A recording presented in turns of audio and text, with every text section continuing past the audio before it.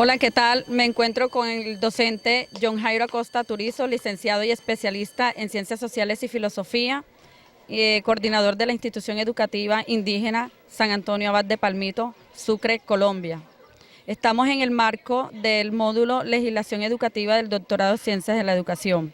Nos encontramos para hacer una disertación acerca del ordenamiento territorial jurídico del país Colombia y asimismo expreso gratitud a este gran espacio el cual será de muy gran provecho. Haremos un breve recorrido desde el ámbito internacional hasta entrarnos un poco más al país Colombia, destacando la constitución política de la misma, las leyes, los decretos, acuerdos, reglamentos, entre otros concernientes al contexto educativo. Profe, se hace trascendental el manejo del ordenamiento jurídico con respecto a la educación. ¿Qué tratados internacionales conoce usted que aplican y que impactan a la función educativa? Al momento de hablar ya de acuerdos internacionales, debemos traer a colación todo lo que tiene que ver con la inclusión de los niños, las niñas y los adolescentes dentro de la educación. Tenemos que traer a colación todo lo que tiene que ver con derechos humanos. Entonces, la UNICEF, en sus acuerdos que ha firmado con Colombia y a las cuales se ha acogido, pues debe brindar atención especial a la formación de los niños y niñas y adolescentes. Lo mismo al desarrollo y la formación para la paz y la defensa de los demás grupos étnicos existentes en Colombia. Me parece interesante los dos entes que ha mencionado, UNICEF, excelente, La misma profe. ONU. La ONU desde la misma Organización de las Naciones Unidas. Muy bien, continuamos a la siguiente. Siendo la Constitución Política de Colombia de 1991 la Carta de Navegación en cuanto a leyes, ¿qué artículos considera pertinente traer a colación y que permitan afianzar en el sector educativo del país procesos que propendan por la calidad?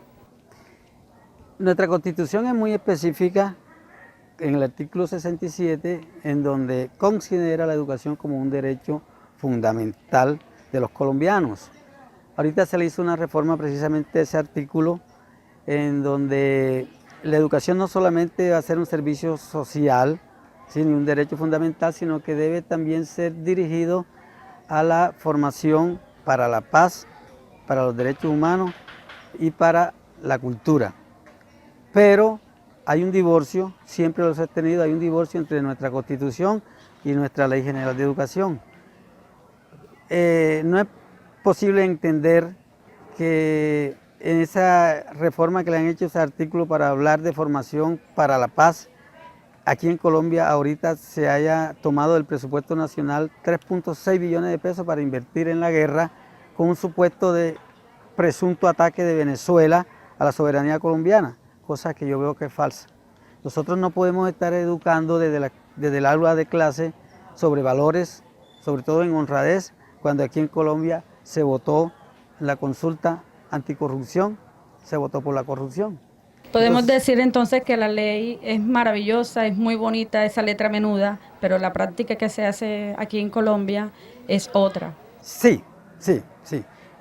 Nuestros gobernantes tienen mentalidad de guerra, más no de paz. Y eso se ve reflejado en el uso masivo que tienen ellos de los medios de comunicación y por ahí venden la idea. Por mucho que en la escuela se forme para eso, en la calle es otra. Desafortunadamente es así. Continuamos. Bueno, hablemos ahora de la Ley General de Educación de 1994. Esta ley en Colombia es ley de normas, que orienta los procesos epistemológicos de la misma. ¿Qué artículos considera usted relevantes y se inmiscuyen en el quehacer de directivos docentes y docentes o en las instituciones educativas? Sigue existiendo el divorcio. Nuestra Ley General de Educación fue concebida a través de la lucha del magisterio colombiano, ¿sí? Triunfó, se aprobó una de las leyes más significativas en Latinoamérica, como es nuestra Ley 115 de la Ley General de Educación. Uno de los artículos que yo considero de vital importancia tiene que ver con la autonomía escolar. Pero, ¿qué autonomía tiene la institución educativa aquí en Colombia, donde el mismo ministerio nos fija a nosotros un currículo estrecho, cerrado, el cual podemos seguir? Entonces nosotros no podemos en nuestras instituciones plantear un currículo propio si tenemos que responder a las áreas fundamentales que nos exige el gobierno. Entonces allí la autonomía escolar se queda corta, está totalmente entonces coartada. Entonces no podemos hablar de investigaciones en las instituciones cuando no tienen un presupuesto suficiente ni nos dan la libertad para eso. Y me imagino que a los profes y directivos docentes les toca de su propio bolsillo, digamos, hacer las experiencias, las expectativas muchas veces que no debería ser. Nos cuesta a nosotros como docentes y como directivos autofinanciar nuestra formación, al igual que le correspondería a los padres de familia hacer eso con sus hijos si los queremos formar como investigadores, porque la tendencia general en Colombia es la privatización de la educación. Y de hecho lo que se está viendo es el camino es ese, privatizar la educación. Sí. Continuamos. ¿En qué medida la Ley General de Educación ha impactado el desarrollo de la cultura, el conocimiento, la tecnología y la convivencia en los diversos procesos? Como te repito, eso está altamente ligado a la parte presupuestal, ¿sí?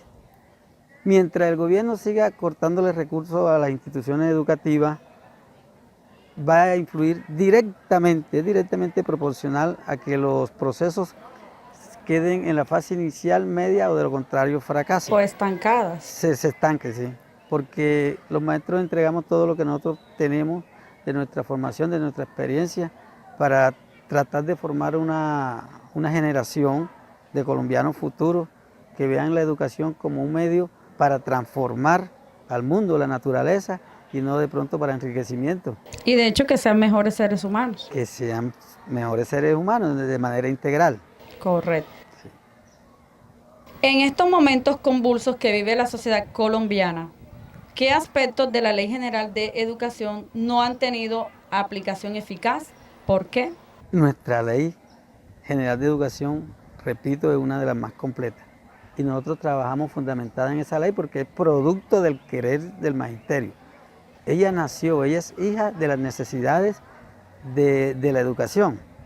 Entonces, estos aspectos de querer formar sobre nuestra propia diversidad étnica, sobre nuestro medio ambiente, sobre la paz, han sido pues, los tópicos que más hemos insistido y que han surtido efecto en nuestra educación. De alguna manera, por humilde que sea la institución educativa, siempre estamos dando muestras de avances en la cultura, en la ciencia, en la tecnología, en la investigación, aun cuando mínimos, pero son grandes aportes que se están haciendo.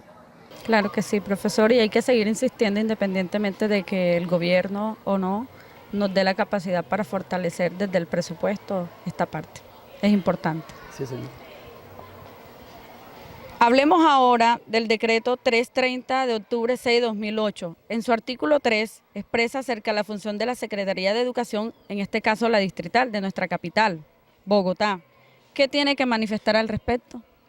Bueno, si nosotros hacemos un traslado, porque de todas maneras la capital es capital y es mayor el número de habitantes y de estudiantes, el desarrollo con relación a nuestro municipio pues es exageradamente diferencial. Dentro de las funciones de las Secretarías de Educación distritales, llámense o departamentales o municipales, tiene que ver en fomentar la investigación, la inclusión de los niños, las niñas de los diferentes grupos étnicos, impulsar la ciencia, la tecnología y la investigación. Pero desafortunadamente aquí en nuestro municipio tenemos alrededor de 8 años que no se hace un foro educativo, que es función precisamente de la Secretaría de Educación, porque estos foros nos dan la oportunidad y obligan a docentes, estudiantes y padres de familia a estar a la vanguardia, sí, en la investigación. Entonces, si no se impulsan, si no se apoyan estos foros, no vamos a tener nosotros donde demostrar esto. Entonces, ahí hay una falencia por parte de la Secretaría de Educación departamental, porque en la distrital se deben estar haciendo los foros, porque los foros arrancan desde lo institucional, ¿sí? Luego lo regional, ¿sí? Y luego lo nacional. Entonces, si no arrancamos nosotros de aquí, de lo nuestro, del entorno, no vamos a tener la oportunidad de estar a nivel departamental y mucho menos nacional. Es decir, dar a conocer las experiencias que viven los maestros en las aulas de clase con sus estudiantes. Con sus estudiantes y con la comunidad. Claro que es un sí. espacio muy importante, pero desafortunadamente no sé qué pasa con nuestros administradores educativos, porque siempre he dicho la educación no la miran como una inversión, sino como un gasto. Y como gasto hay que reducirlo, porque es la exigencia que hacen nuestros gobernantes. Y ahorita que ya Colombia la inviscuyen dentro de los grandes, de la OCDE, en donde la exigencia es recortar todo aquel gasto que el Estado se puede evitar. Y como la educación no genera ganancias, entonces es más fácil recortar por educación. Se puede mirar que el Estado como que le interesa que los colombianos sean cada día analfabetas, ¿verdad? Se puede considerar eso. Sí, porque entre más bajo el nivel de formación, el nivel educativo de la población, es mucho más fácil manejarlo por parte de los corruptos. Y a su antojo. Y a su antojo. Muy bien. Continuamos, profe. ¿Qué acuerdos están últimamente que propendan por la calidad de la educación? ¿Qué acuerdos se están gestando que propendan por la calidad de la educación desde lo nacional hasta lo regional? Bueno, los acuerdos sobre calidad, no conozco que hayan unos acuerdos que vayan focalizados a impulsar la calidad. Más que todo lo que se está haciendo pues es ofrecerle a los estudiantes la famosa oportunidad de ser pilo paga.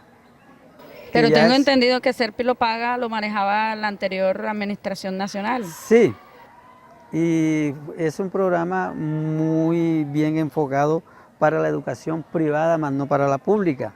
Entonces, si esos recursos que se invierten para los estudiantes de bajos recursos y que sí tienen mérito, porque si ellos tienen acceso a una beca, es porque, a una universidad, es porque han demostrado su desempeño académico, ¿cierto? Así es. Entonces, qué bueno sería que esos mismos estudiantes y los recursos pasaran para la educación pública. Y ahí sí nosotros veríamos reflejado entonces un impulso a la ciencia, a la tecnología y a la investigación. Que en estos momentos está en proceso de estudiar pues esa posibilidad de continuar con el programa Ser Pilo Paga para este gobierno que montó hace poquito. Sí, es la intención, pero parece que ahora lo están focalizando para la educación pública. Ojalá y Dios quiera que sí, que sea así. Pensando siempre en el bienestar de nuestros muchachos, el futuro. Por último, profe, la educación preescolar básica y media que ofrece el Servicio Educativo Estatal, como también la organización administrativa, allí surgen varios elementos valiosos, como lo son los reglamentos, cuales se destacan y apuntan por la consecución de logros en materia de academia y convivencia. Bueno, los reglamentos estudiantiles tienen que ser muy bien diseñados y al lado de la comunidad educativa. Allí estaríamos hablando del manual de convivencia. Del manual de convivencia, sí señor, del manual de convivencia que debe ser estudiado, debe ser analizado y aprobado por todos los estamentos. Sí, por todos los estamentos. Y del lado de eso, pues, tiene que estar soportado sobre la ley 16 y la nueva ley 1620, que es la que rige para los niños, niñas y adolescentes, y de acuerdo al entorno donde se ubique la institución educativa, debe ser atinado a ese entorno. Por ejemplo, nosotros aquí estamos en un municipio de extracción indígena, en donde un manual de convivencia tiene que ser ajustado a las necesidades del contexto. Sí, porque esta comunidad también tiene sus propios usos y costumbres. Entonces nosotros no podemos aquí insertar un manual de convivencia que sea aplicable para la población general, civilizada, no. Entonces, eso lo tenemos nosotros muy en cuenta al momento de elaborar nuestro propio reglamento. Lógicamente, ajustándolo al contexto nacional y mundial, porque no nos podemos nosotros salir de la norma. No nos podemos, y del desarrollo de los pueblos, ¿sí? De la sociedad que avanza mucho más rápido que cualquier otro estamento. Pero tengo entendido también que estas comunidades indígenas también manejan su normativa y de hecho deben trabajar en la misma, en lo que usted acaba de referir hace poquito para contextualizar un poco acá a los estudiantes. No es lo mismo un estudiante occidental que un estudiante con condición indígena. Claro, claro. Y si se cambia el enfoque, si se cambia la mentalidad que se tiene sobre educación, va a cambiar la sociedad. No podemos estar pensando en hacer obras de desarrollo, ¿sí?, si nosotros no tenemos la fundamentación académica, porque es lo inverso. La educación es la que nos va a dar a nosotros la riqueza intelectual, tecnológica y de vida.